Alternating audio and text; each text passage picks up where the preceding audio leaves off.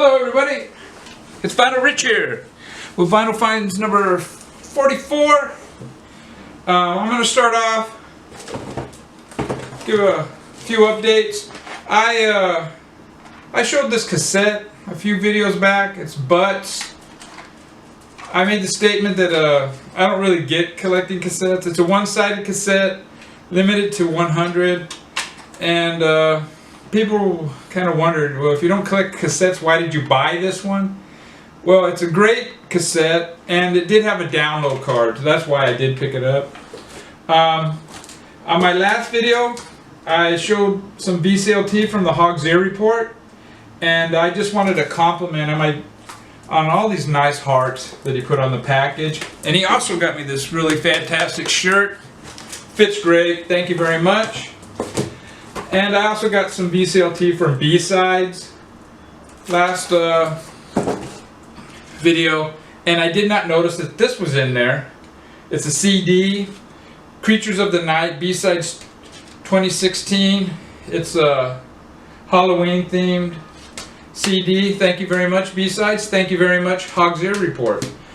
This has some music that I am familiar with, some music that I really wasn't familiar with, some music that I would listen to, and quite frankly, some music that I never would listen to.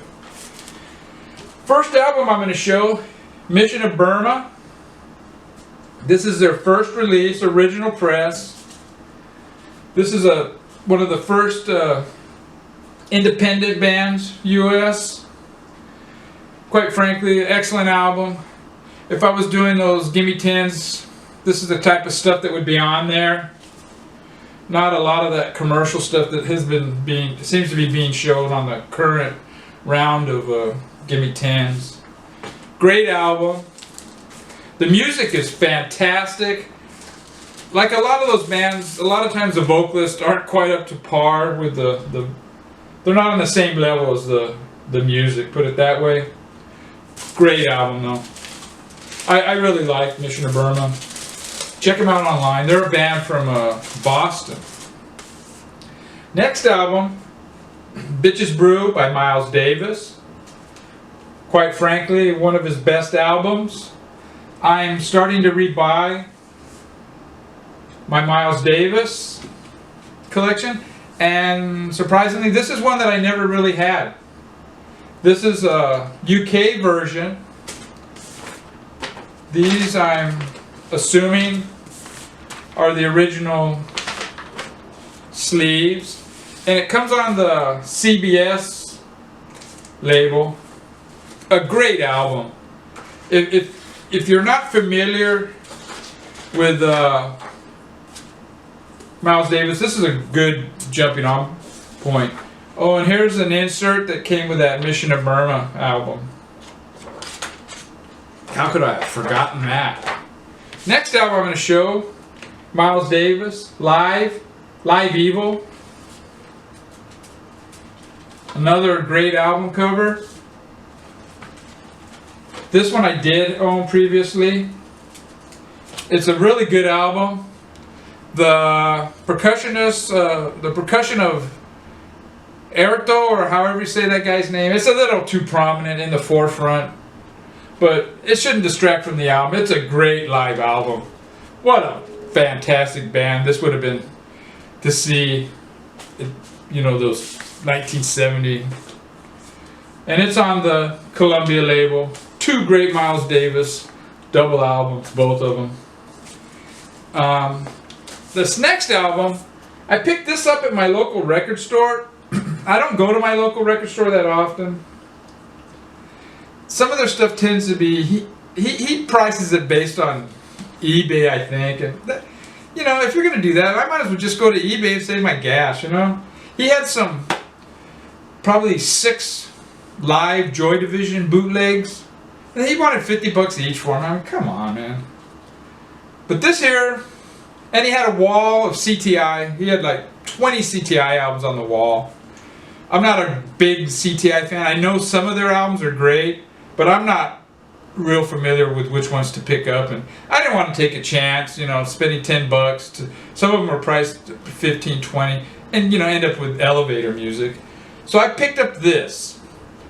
This is the rarest. I mean, it's not rare, but this is the hardest to find, least amount were pressed of any of the Monkees albums. This one, and probably a good condition Head album with the foil cover, are probably the two hardest Monkee albums to find. So I figured I'd pick this up for $5.99. This is the sleeve it came in. It's on Cold Gems. Excellent shape. Like all my albums, I don't buy them unless they're very good plus if it's, you know, depending on what it is. But I tend to try to get excellent shape albums. Anyways, this is a piece of shit. I couldn't get past the third song, quite frankly, on side 1. Haven't listened to side 2. Maybe I'm missing out on a masterpiece, but I kind of doubt it. It's just the two, Davey and Mickey, with the studio musicians, and it's horrible. Absolutely horrible. I think it would have been kind of funny if this was the last Monkees album, that after they broke up, well, the two guys, if one of these guys would have made a solo album, you know, and just entitled it Monkey, you know, that would have been funny, you know, show a little sense of humor. This one here, Michael Nesmith album. Now this, on the other hand, is great. I mean, this is a really good album. It's got all the lyrics. Gatefold. It's Michael Nesmith and Red Rhodes. Yeah, Red Rhodes.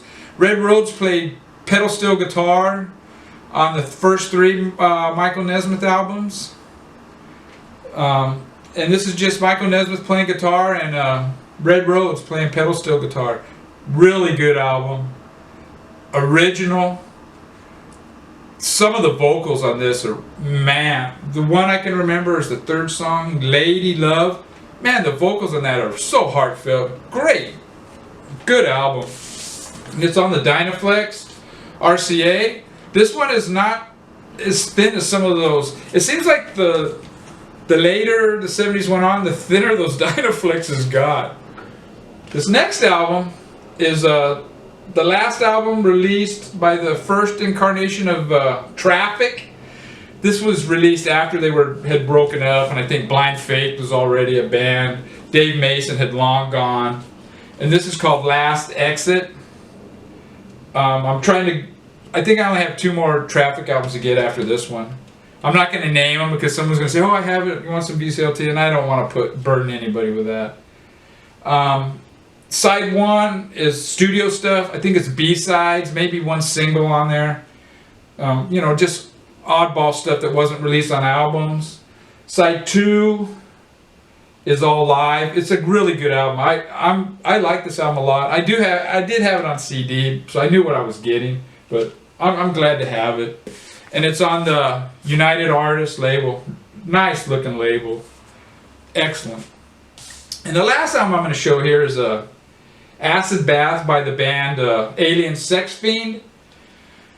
About a half a year, maybe at the beginning of the year, Richard Riley showed a Alien Sex Fiend album, and he didn't know how to describe the music, and he just simply said, you know, it's art.